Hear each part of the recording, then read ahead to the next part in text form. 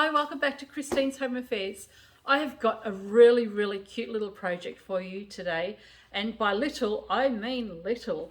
These are the tiniest little handbags that I've ever made, so they're very cute, really versatile. I've got a little clip on these ones here, so what you can do is clip them onto your normal handbag, and you can use them for storing your car keys. So if you lose your car keys at the bottom of your bag all the time, you can use them for that. You can use them for coins. You can use them for your earbuds, for your tablets, phones, things like that. And you can use them for their intended purpose, which were ping pong balls. So Chris and I, we play table tennis around Victoria. We play all over the place when we can. And we were at the Nationals a few years ago in Sydney, and I was given this little tiny bag, and it's to hold our ping pong balls. I was cleaning out the closet the other day, and I saw this bag, and I thought, this is too cute. People are always wanting to have something to put their coins into, even for their car keys, because they're always losing them. So I just thought, what better project than this? I've called them itty bitty bags because they're itty bitty bags, and they're really cute.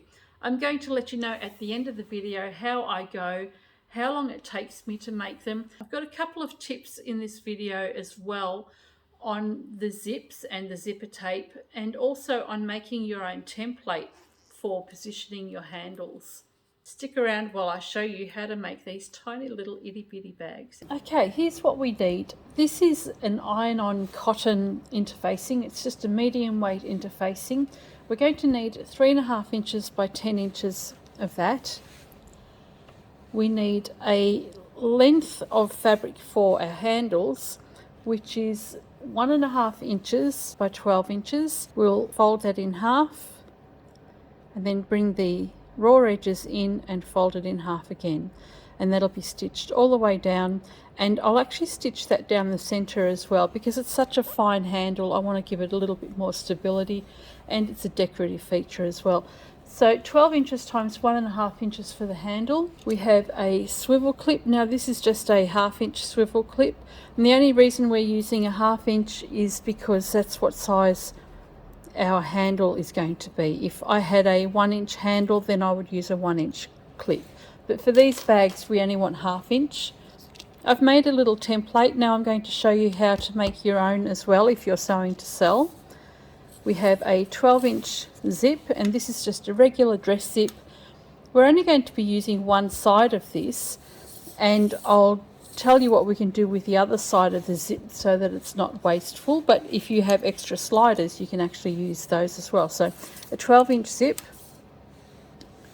For our main piece of fabric, we want 10.5 inches times 3.5 inches. Our contrast for the bottom of the bag is 10.5 inches times 1.5 inches, and our lining piece is 10.5 inches by 3.5 inches. So I will put the list of materials in the description section down below so that you'll know exactly what you need. Now the first thing we do want to do is sew our handles together. Now I'm just using a really long continuous strip because I'm actually going to make 4 bags at the same time. As I said, you just fold the fabric in half, bring the raw edges into the center, fold it in half again, clip it if you need to, and we'll stitch that all the way down, both long edges. And I like to do just a decorative straight stitch right down the center. The next thing we want to do is take the main body of our bag and the contrast fabric for the bottom and just clip those together, pin or clip them together, and we'll take that to the machine, and we're just going to do a 1/4 inch seam all the way down. Now this whole bag is, this whole project is actually going to be a 1/4 inch seam allowance. Okay, we want to back stitch at the beginning and at the end, and just a 1/4 inch. Give that a press, and we'll put the interfacing on the back of this. I've pressed the seam to the dark side, and I've ironed on the interfacing onto the back. And just a tip, when you're doing this, iron the interfacing on the right way. You don't want to get the fusible onto your iron. Ask me how I know. What we can do now is mark the position for our handle. Now I mentioned earlier that we have a 1/4 inch seam allowance on this bag, and what we're doing is we're going to install the zip in one long piece, and then the bag will be folded in half and stitched together like this. And this is the reason why we're only using one side of the zip. What we need here is to find the center point of our bag. So if we fold that in half and just mark the center there, so that's the center of the bag here. Just put a little mark in there, and we're going to measure 1 1/4 inches from the center out on either side. So it's just 1 1/4 inches. And then from the center again, we are going to measure 3 3/4. From the center, there we go. Now that is going to be the position of our handles. Now the handles have been stitched together as I've shown you earlier, so I didn't bother showing you this because you've already seen it. But I have done 3 rows of stitching in there. I don't know if you can even see that. The reason I've done 3 rows of stitching is because I didn't put a stabilizer in the fabric, and it just gives it a little bit more stability. We're going to put the handles in along the side where the zip is going. So where we've made our markings, we've got our markings just there. We can ignore the center point, and we've got our other 2 markings there. Place your handle, the center of your handle, over the mark you've just made, and keep your handle nice and flat, and we'll bring that up to the other mark that we've made. It's at this point here that you really want to remember to put your swivels on. The first 2 bags that I did, I completely forgot, and then the second bag I ended up putting the swivel over the clip, the handle over the clip, and that was completely useless.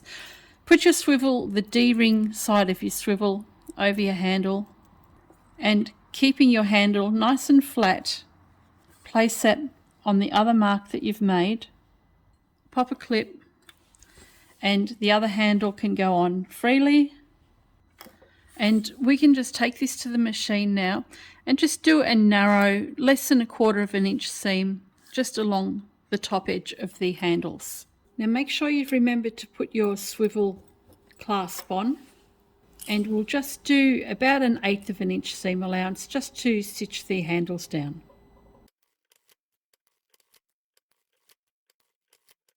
Once that's done, we can get it ready for the zip. There we have the handles secured in place, and it's just under 1/4 inch. Swivel is in place, which is really important, and you can see the bag starting to take shape, and it'll end up looking like that. Much better than that though. Now we can put the zip in place, and if you're sewing to sell, find a place to put your label. If you're sewing labels on, it is better to put them on once you've stabilized your fabric. I'm going to show you a cheats way of marking the tops of our bags. Now this is a 10.5 inch strip of card. Just use any old card. And what we're going to do is find the center of our card. Now half of 10.5 inches is 5 1/4. So we just want to measure 5 1/4 inches from the outside edge and make a mark just there, and just double check that that's 5 1/4 inches from the other edge. Okay, so that's correct.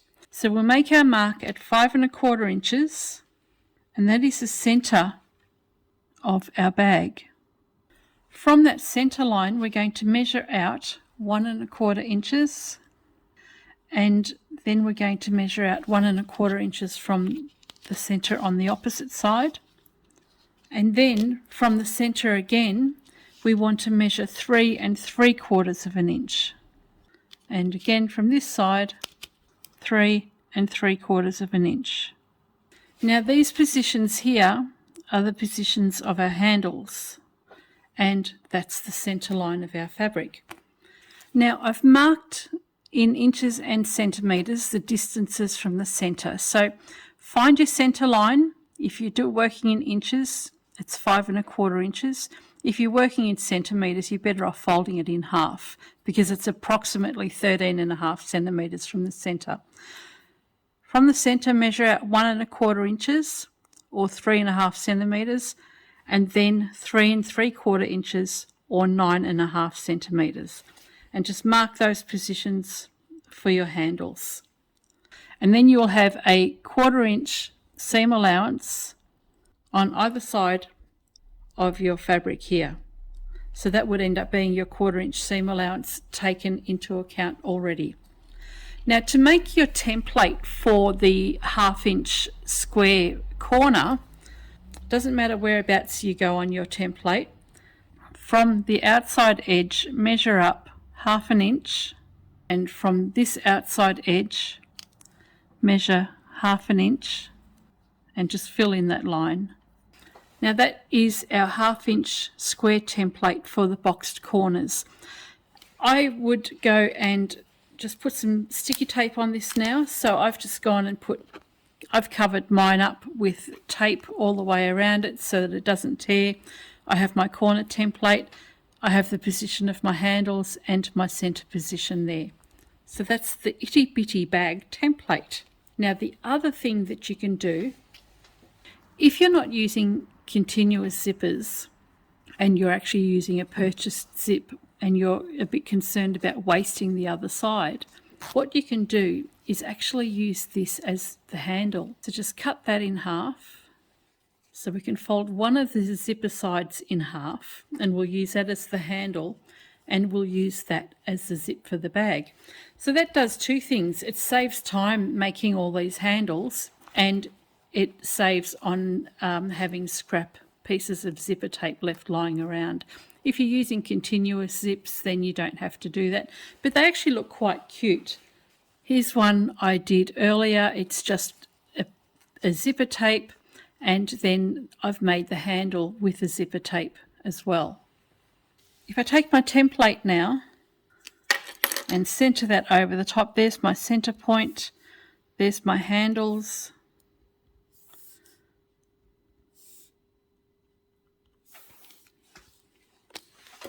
So much quicker this way. We'll take our zipper tape handles, place that over the centre point of the zip. The zip goes over the centre there. Put your swivel clip on. Make sure your handle is going to sit flat. Place it on the other mark. And make sure that you've got the zipper teeth going in the same direction. So in this case, I'm actually having my zipper teeth facing outside. So you want to do the same thing on both sides. Now when I do this, I chop and change, so it doesn't really matter which side you actually do it. Make sure you don't put your zip on the centre point. Put the zipper handle where it's supposed to go. Okay, so I can go and stitch my zipper handles down. So my handles are in place, and now I can take the other side of the zipper tape and place that on my bag. Now we want to have the zipper tape face down, so we've got the clean edge of the tape facing the top of the bag. We'll clip that in place, and we'll put our lining fabric over the top as well.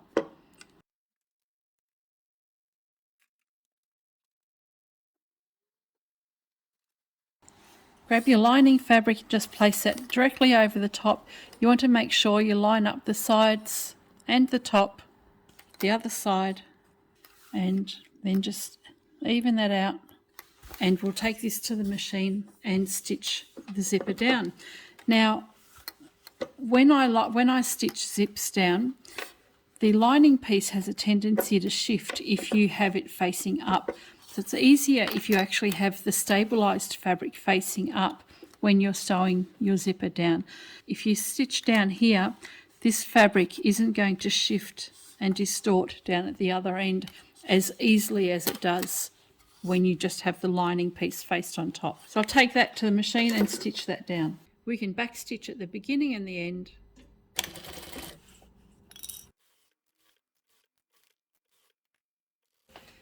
And now we can top stitch. So there's the bag with your green zipper tape, but matching bag handles as well. Take this back to the machine, and what we're going to do is top stitch. Now I like to top stitch in black. You can see that black is my contrast fabric here, and it's kind of my signature color for these particular bags, or at least that's what I'm making it. So I'm doing a design feature out of the black thread. I'm going to top stitch all the way down here with a black thread. That way I don't have to change my thread color. And on the purple at the bottom here, I'm also going to top stitch that. So I'm just going to top stitch just along the edge there in the black thread as well. So I'm going to have a row of black there and a row of black, and that becomes a design feature in the bag. So when you are stitching this, take your lining out of the way. So first of all, we want to top stitch the top, the zip and the lining down, then open it out and do another row of top stitching. So there's my contrast fabric over the purple, the thread, and I'm going to open the bag and the lining. So we'll just separate the lining from the main body of the bag, and we're going to do a decorative top stitch on the purple again. I'm just using the center of my foot running along the black line as my guide. And by doing that, having the black line along the top here as well as along the bottom, it's intentional. So it's a design feature of the bag now, and then I didn't have to go and change my thread to a purple or whatever color that I might have been using. So there's our row of top stitching, and just along there as well, our lining is stitched away from the main body of the bag here. What we can do here, take your bag now and line up the main bag section and just trim that zip back so the teeth are even. We want to put the zipper pull on now. I'm using just a regular dress zip here, so it's a little bit fiddly to put the slider on. It's much easier with bigger zipper sliders, but once you've done a few, you get the hang of it. It's not so bad. Take your bag and make sure the main fabric is facing up, and just fold it down like this. Grab your zipper slider and have the curved edge facing you. Pop that over the end of the zip there until it doesn't want to go any further. Pop the other one on the other side, or the teeth in on the other side.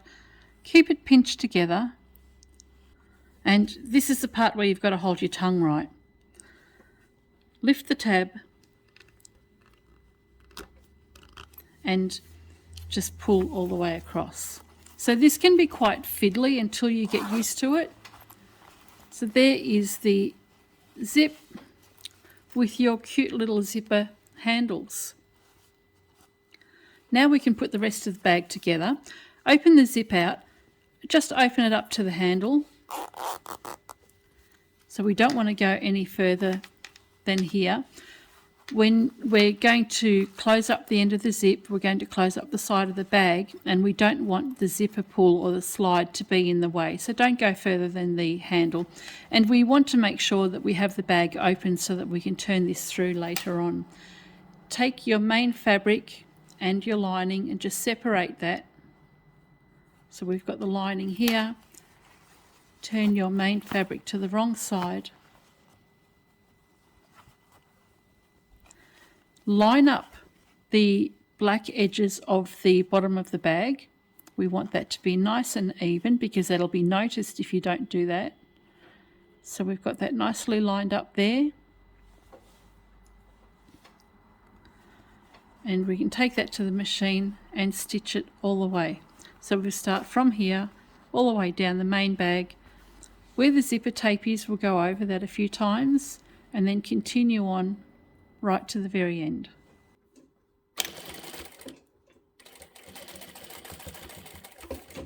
Now when we get to the zip, we just want to go slowly.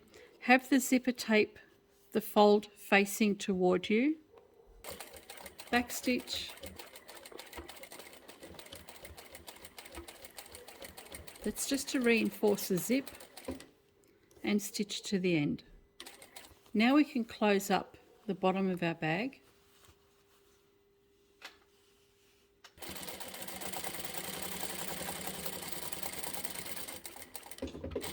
Again, that's a 1/4 inch seam allowance. So the entire bag is just a 1/4 inch seam allowance. And with the base of the bag, we're going to close up 1 inch on this side and 1 inch on this side and leave the middle open. You can do 1.5 inches on either side if you like, it's up to yourself. As long as you've got enough room for turning through.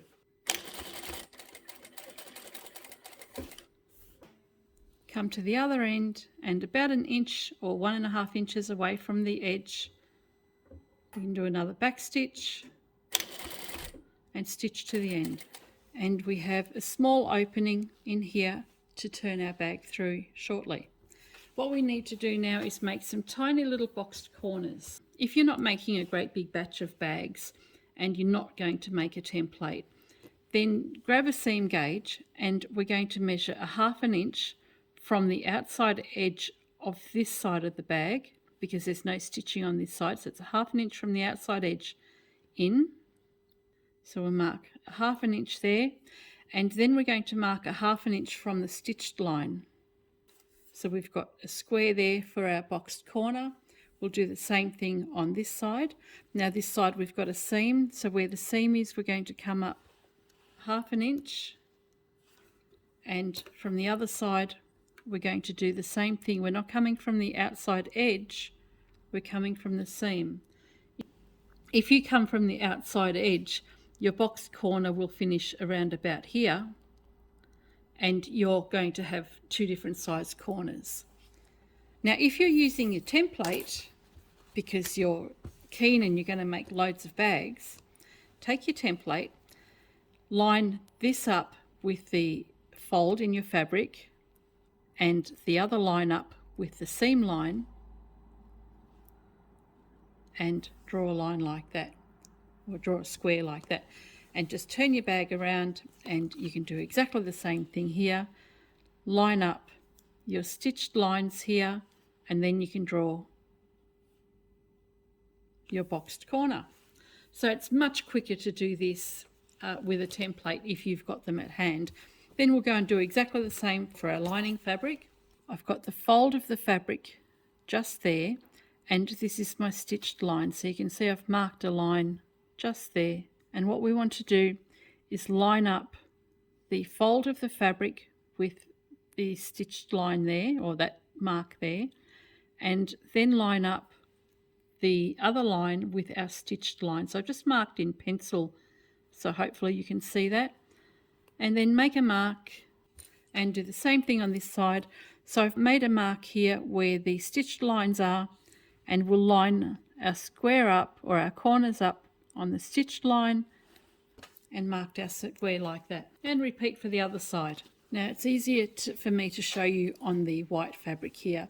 Take your fabric and just pinch the side in, pull those little corners out. So where the square meets up, we want to pull these corners out, and this is what's going to give us our boxed corner. So we've got a straight line going across there, and that's what we're going to stitch.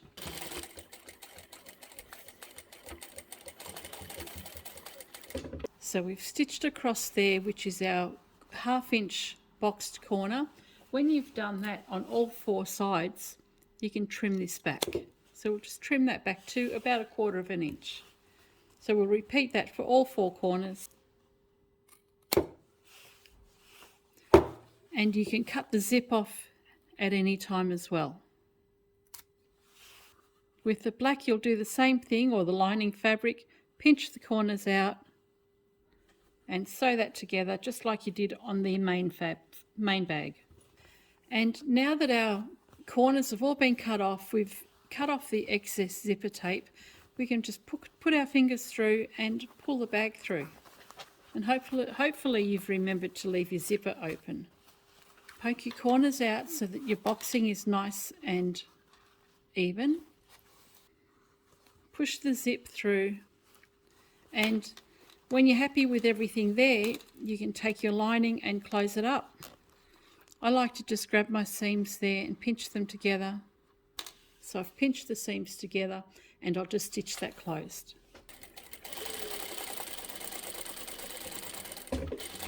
And there we have a bag, an itty bitty bag, completely finished. So there we go. It's an adorable little bag.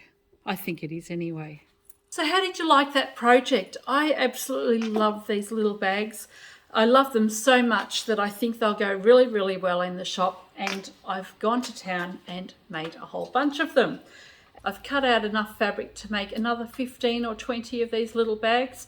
So that's what I'll be doing in the shop over this weekend.